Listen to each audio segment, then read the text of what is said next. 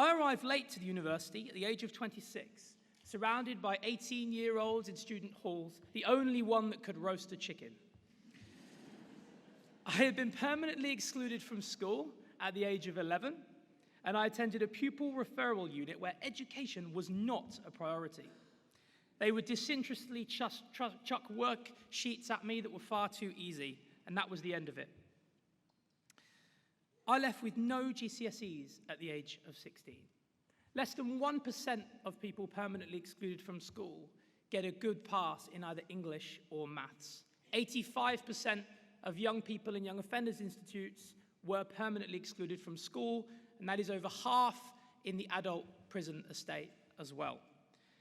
Outcomes for the excluded are very poor, and their presence in higher education is almost non-existent. The heat of the process. I handed in my first essay, and the tutor asked me if it was a draft copy. It was not. I'd worked really hard on it, but my grammar was awful. I had never learnt grammar and had to teach myself whilst I was here. Imagine that with the pedigree of some of the peers that have been to well-known private schools. I'd also never taken an exam in my life. In the exam hall, surrounded by so many confident young people scrawling fast on the sheets, I was stunned. I experienced anxiety.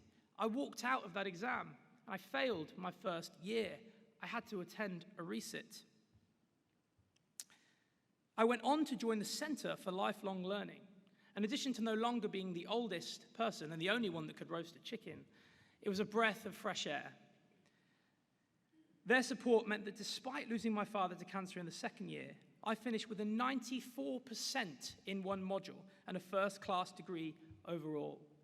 I remember sitting where you are, looking at my name in the brochure and worrying that there was a little asterisk next to my name, thinking, does that mean I haven't got a real degree? Does that mean that I haven't got my results or something?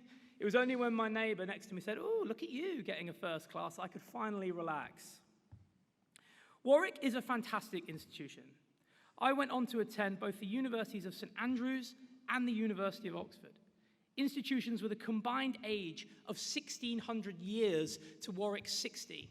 But I'm going to throw them under the bus and say this was the best, not just because they invited me here today, but genuinely as the most forward-thinking of the three. A university that is ready to listen and learn from its students and alumni, and it has a genuine desire to widen participation and include those that often get lost in education. A university a little late to the party, but paying it forward. Since graduating, I've had the immense privilege to travel around the country, be on television and radio talking about my story and how I went on to become the first person to go from a pupil referral unit to the University of Oxford.